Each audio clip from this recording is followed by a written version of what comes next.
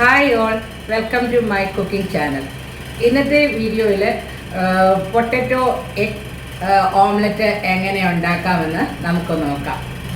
വരൂ എൻ്റെ കൂടെ. ഇവിടെ ഞാൻ 2 eggs എടുത്തിട്ടുണ്ട്. അത് ജസ്റ്റ് ഒന്ന് ബീറ്റ് ചെയ്യുക. അതിലേക്ക് ഞാൻ ഒരു മീഡിയം സൈസ് പൊട്ടറ്റോ ഗ്രേറ്റ് ചെയ്തതാണ്. നമ്മൾ ഗ്രേറ്റ് ചെയ്ത് കഴിഞ്ഞ ശേഷം അത് അല്പനേരം വെള്ളത്തിൽ ഇട്ടാൽ അതിൻ്റെ ആ കളറ് വലുതായിട്ട് ചേഞ്ച് ആകത്തില്ല. അത് ഒരു medium size potato.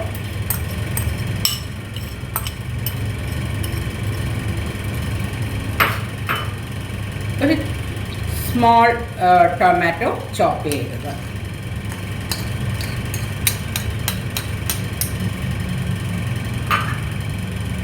Half onion ചോപ്പ് ചെയ്തത്.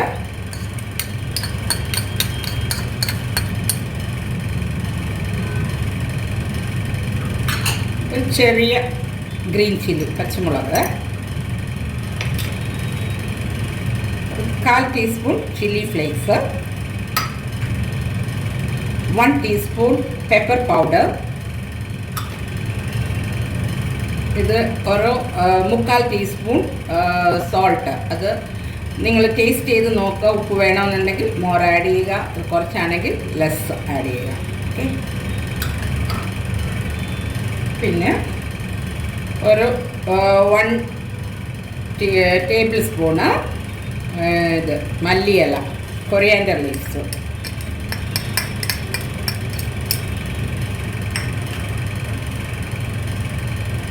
ഒരു 2 table spoon mozzarella cheese, sliced cheese. ഇത് നമ്മുടെ കയ്യിൽ ഇതില്ല എങ്കിൽ അമൂലിൻ്റെ സാധാരണ സാൻഡ്വിച്ചിന് യൂസ് ചെയ്യുന്നതായ ചീസ് സ്ലൈസ് ചെയ്ത് ഇട്ടാലും മതി. ഇത് നന്നായിട്ട് ഇതെല്ലാം കൂടെ കമ്പൈൻ ചെയ്യുക. എഗ്ഗ് ഇത് നല്ലതായിട്ട് കമ്പൈൻ ചെയ്തിട്ടുണ്ട്. ഇനി നമ്മൾക്ക് ഒരു പാന് അടുപ്പിൽ വെച്ച ശേഷം പാൻ ചൂടായിട്ടുണ്ട് എൻ്റെ. അതിലേക്ക് 1 or 2 ഡ്രോപ്സ് ഓയിൽ ഒഴിച്ചിട്ട് നന്നായിട്ട് അത് സ്പ്രെഡ് ചെയ്യുക. പിന്നെ ഒരു കാര്യത്തിനകത്ത് ശ്രദ്ധിക്കേണ്ടതെന്ന് ചോദിച്ചാൽ, നമ്മളിത് എപ്പോഴും ചെയ്യുമ്പോൾ in between law and medium ഫ്ലെയിമിലിട്ട് ഇത് ചെയ്യാവുള്ളൂ. കാരണം നമ്മൾ ഇതിനകത്ത് പൊട്ടറ്റോ ആഡ് ചെയ്തുകൊണ്ട് അത് ഒന്ന് കുക്കാകണമല്ലോ. അപ്പം മുട്ട കുക്കാകുന്നതിനേക്കാൾ കുറേ കൂടെ സമയം എടുക്കുമല്ലോ. അതുകൊണ്ട് നമ്മളിത് ലോ ഫ്ലെയിമിലിട്ട് കുക്കാക്കുക.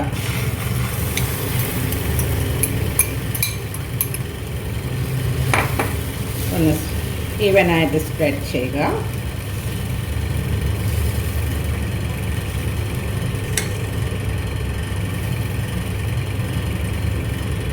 അതിനുശേഷം സൈഡിലേക്ക്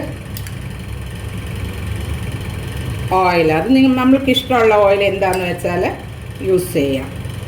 ഇത്തിരി ഒഴിക്കണേ, ജസ്റ്റ് സൈഡിൽ ക്ലോസ് ചെയ്ത് ഇത് ചെയ്യുക. ഏകദേശം ഒരു 5 മിനിറ്റ്സ് കഴിഞ്ഞ് അത് ഫ്ലിപ്പ് ചെയ്തെടുത്താൽ മതി.